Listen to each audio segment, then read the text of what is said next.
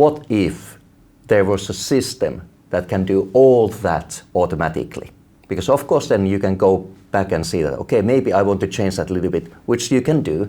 But what if we have like a lot of work packages, and you have to do all that like work packages per work package. Yeah.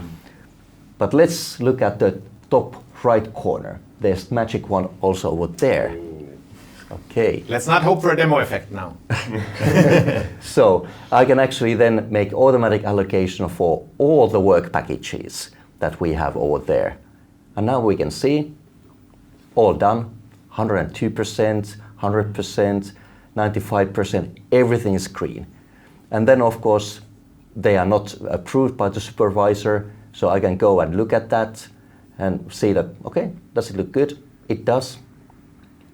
Confirm. Yeah, confirm. So we're moving from planning to reviewing. Yes. Absolutely. And when, in some cases, of course, it happens that it's not green. It may be yellow or red, basically like traffic lights. So what if there's just like 50% capability to complete that work order? Then the planner starts to do their work, because that's what they are for.